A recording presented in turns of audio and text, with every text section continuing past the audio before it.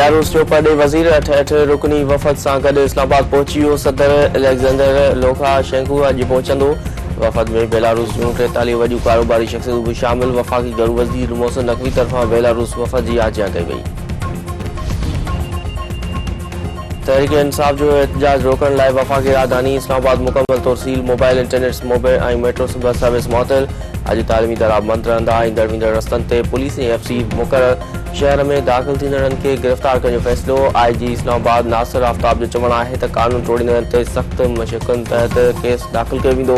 Security plan जो मक़सदु शहर में डफे रोकणु आहे। वफ़ाक़ी घरू वज़ीर मोहसिन नक़वी चयो आहे त हुकूमत कंहिंखां रिझण वारी नाहे। डफेड़ पकड़ींदड़नि खे गिरफ़्तार कयो वेंदो। पंजाब मां को जुलूस न निकितो आहे। रुॻो KP मां काफ़िला अची रहिया आहिनि। PTI वारनि खां पुछा कई वञे त हर महीने एहतजाज छो कंदा आहिनि।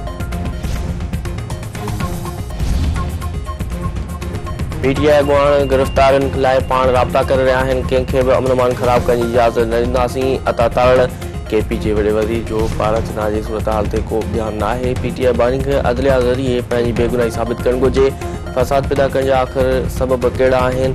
हुकूमत विगुड़ियुनि साण हाणे कंहिं बि क़िस्म जी नरमी न कंदी। एहसन इक़बाल रगोड़ी टोले मुल्क में डफेड़ पकिड़े रहियो आहे। माण्हुनि खे ख़बर आहे त PTI जे एहतजाज जो को बि मक़सदु नाहे। इंजीनियर में मक़ाम पंजाब में किथे बि PTI जो एहतजाज नज़र न अची रहियो आहे। KP मां वफ़ाक़ ते हमलो कयो पियो वञे। KP जे वॾे वज़ीर खे पंहिंजे सूबे ते ध्यानु ॾियणु घुरिजे। सदक मलिक फाइनल मार्च या इनक़लाब में बुशरा बीबी जो छो शामिल नाहे। इनक़लाब आणण जी दावा कंदड़ क़ौम खे जॻहि पाण अञा ताईं सुता पिया आहिनि। उज़मा बुखारी मुल्की सियासत डफेड़ सबबि मुतासिर थी रही आहे। PTI वारा एहतजाजी काल सां छा हासिल करण जी कोशिश करे रहिया आहिनि। तारिक फज़ल चौधरी नाणे वारे वफ़ाक़ी वज़ीर मोहम्मद औरंगज़ेब चयो आहे त मुख़ालिफ़ जे एहतजाज जे सॾ सां रोज़ानो 190 अरब रुपयनि जो नुक़सानु थिए थो। लॉकडाउन ऐं एहतजाज सबबि टैक्सो गाॾियुनि में घटिताई थींदी आहे। एहतजाज सबबि पुरअमन ऐं अमन बरक़रार रखण लाइ सिक्योरिटी ते इज़ाफ़ी ख़र्च अचे थो।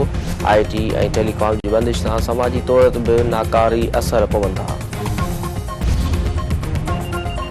खुरम ज़िले में फ़िरक़ेवार छिकताण सबबि माजवियल माण्हुनि जो अंग वधी छातर थी वियो।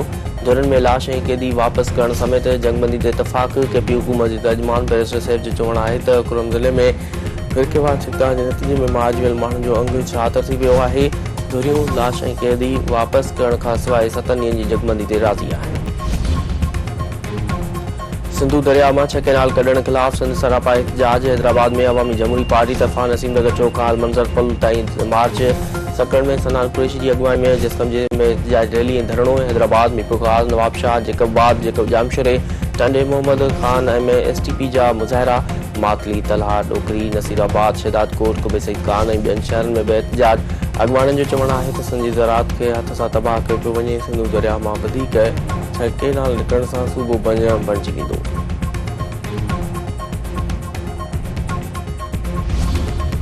सिंध TV नेटवर्क जे सॾ ते 1 दिसंबर ते मज़हबी भाईचारो असांजी सक़ाफ़त। सिंधु दरियाओ असांजी मशीद जे सिरे हेठि सक़ाफ़ती ॾियारो वेझो ईंदे ई मुख़्तलिफ़ शहरनि में सक़ाफ़ती सरगर्मियूं। कराची जे इलाइक़े गुलसान जौहर में ओताक होटल ते तक़रीब। महिमाननि खे साग पली बिह मच्छी ऐं ॿिया सिंधी खाधा पेश।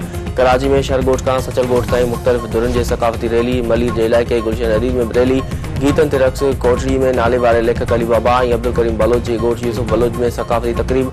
अदीबनि शाइरनि ऐं सुगड़नि जी शिरकत। टंडे जहान मोहम्मद जे ख़ानगी स्कूल में सक़ाफ़ती तक़रीब। टंडे मोहम्मद खान में शहरी ताज जी सक़ाफ़ती रैली। सिंधी गीतनि ते रक़्स। सेठाजा जे ख़ानगी स्कूल में सूफ़ी राग जी महफ़िल। फ़नकारनि माण्हुनि खे जुमाए छॾियो। कंबर ऐं न्यू सईदाबाद में अजरक ऐं टोपनि जे विकिरे में बि इज़ाफ़ो।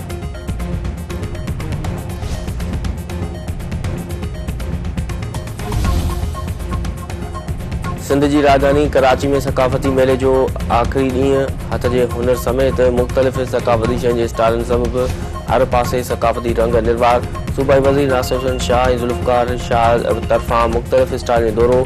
लोक फ़नकारनि सुरनि जी वर्खा करे माण्हुनि खे जुमाए छॾियो।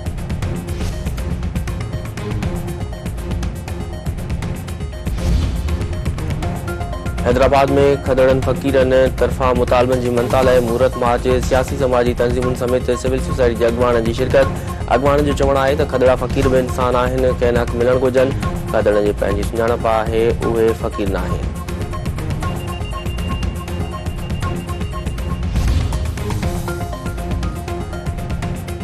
पाने आकिल बरसां दादलन जो सरगो पुलिस पिकेट ते हमलो, एक अहलकार शहीद, एक ज़ख़्मी, 20 खां वधीक हथियार बंदन। गदपुरा जे कच्चे वारे इलाइक़े में पुलिस पिकेट ते हमलो कयो।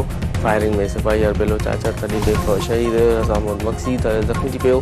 वाक़े बाद शहीद अहलकार जो मर्द ऐं ज़ख़्मी थियल खे अस्पताल मुंतक़िल। न्यू सईदाबाद वेझो औरत लेक्चरर कार इल्ज़ाम हेठि मुड़स तां क़तल। इमदाद जमाली पंहिंजी घरवारी अफशान खे गोलियूं हणी क़तल करे छॾियो। जवाबदार फरार।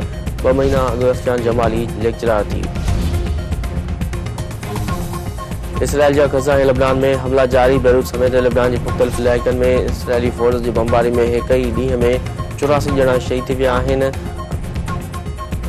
मगाज़ी कैंपनि में बर्फ़ार खे निशानो बणायो वियो। वधीक 35 फ़लस्तीनी शहीद। गुज़िरियल साल हिन वक़्त ताईं इसराइली हमले में 44,211 फ़लस्तीनी शहीद ऐं 1,04,567 फ़लस्तीनी ज़ख़्मी थी चुका।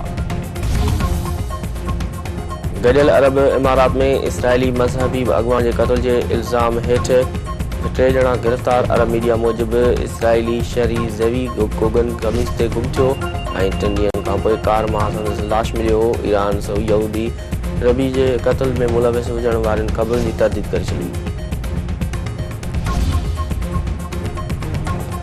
ऐं ज़िम्बाब्वे पाकिस्तान खे पहिरीं वनडे मैच में 80 रन खां शिकस्त ॾेई छॾी। 206 रन्सनि जो टारगेट हासिल करण जी कोशिशुनि में क़ौमी टीम 6 विकेटुनि जे नुक़सान ते 60 रन्स उठायूं।